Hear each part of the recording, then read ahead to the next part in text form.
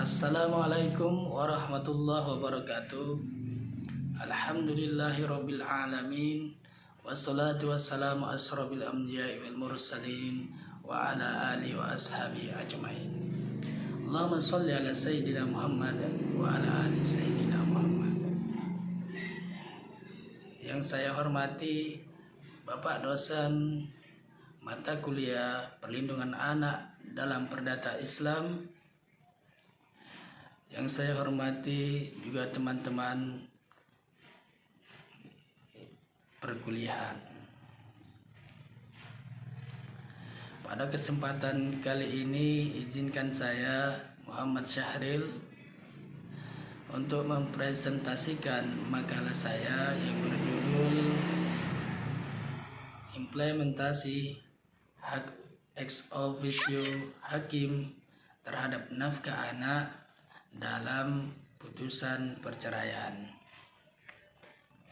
Dalam suatu proses perceraian, anak merupakan korban yang diakibatkan dari proses tersebut.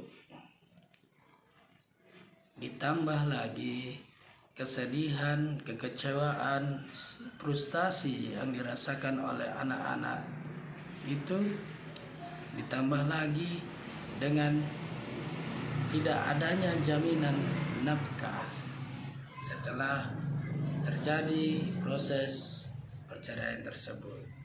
Hal ini disebabkan terkadang suami atau istri hanya berkonsentrasi untuk bercerai dari pasangannya, tetapi mereka lupa akan hak-hak nafkah anak setelah perceraian itu diputus. Oleh karenanya, peranan hakim di dalam persidangan sangat menentukan demi rasa keadilan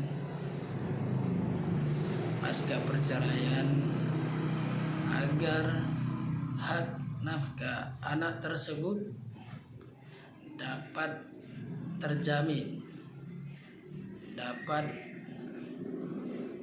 memberikan rasa keadilan bagi anak-anak tersebut. Walaupun terkadang gugatan yang diajukan oleh suami atau istri tidak ke pengadilan agama, tidak mencantumkan tuntutan untuk nafkah tersebut. Oleh karenanya, hak ex officio hakim dalam menetapkan besaran nafkah anak pasca perceraian sangat memberikan rasa keadilan bagi anak. Mahkamah Agung sendiri di dalam SEMA nomor 4 tahun 2016 tentang pemberlakuan hasil rapat pleno Mahkamah Agung tahun 2016 sebagai pedoman pelaksanaan tugas bagi pengadilan pada huruf C poin 5 menyatakan bahwa pengadilan agama dapat menetapkan nafkah anak kepada ayahnya apabila secara nyata anak tersebut berada dalam asuhan ibunya, sebagaimana hal tersebut diatur dalam 156 huruf F kompilasi hukum Islam.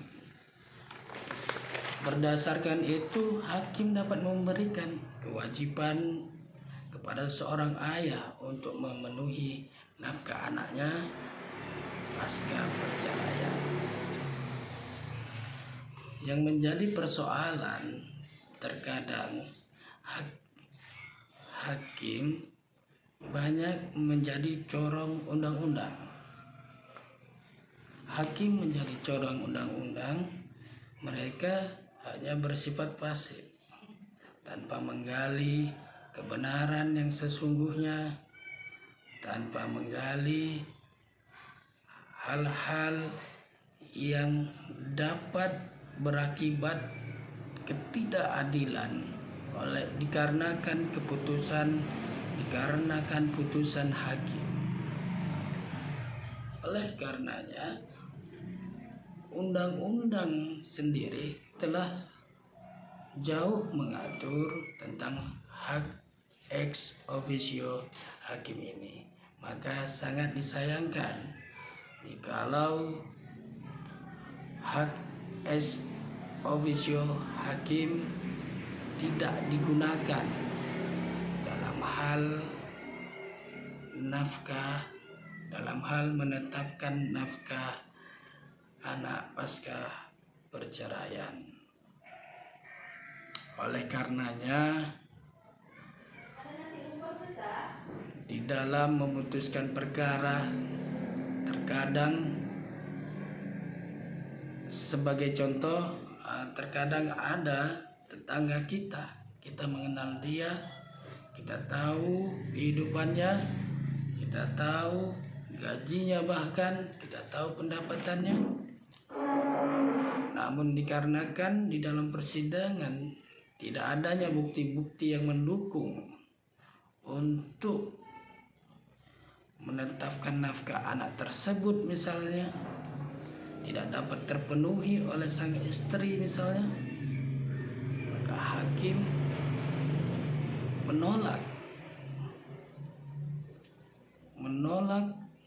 untuk menetapkan hak nafkah anak itu. Di sini kalau menurut saya, hakim menjadi corong undang-undang, di mana dalam suatu pengadilan, dalam suatu proses peradilan, yang dicari adalah kebenaran dan keadilan. Oleh karenanya, kalau memang hakim itu tidak tahu, maka dia dapat menggali secara jauh tentang hal-hal yang menjadi tuntutan sang istri ataupun suami dalam suatu proses peradilan. Tetapi kalau hakim mengetahui, maka sebenarnya proses peradilan itu hanya sebagai pelengkap. Proses peradilan itu hanya sebagai pendukung.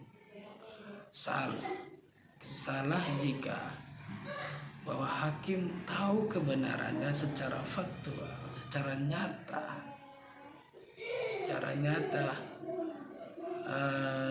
di luar proses peradilan tersebut. Hakim mengetahui secara nyata kebenaran itu, namun dikarenakan di dalam proses peradilan tidak dapat membuktikan, tidak dapat melengkapi hal-hal pembuktian, maka hakim hanya menjadi corong undang-undang jikalau dia tidak mampu membawa kebenaran yang ada di luar menuju ruang sidang peradilan. Jikalau hakim yang diharapkan dapat progresif, menggali kebenaran, membawa kebenaran yang ada di luar persidangan bahkan ke dalam ruang persidangan, maka sudah barang tentu kebenaran dan keadilan itu akan ada. Oleh karenanya, berlaku adillah wahai para hakim. Demikianlah saya. Assalamualaikum warahmatullahi wabarakatuh.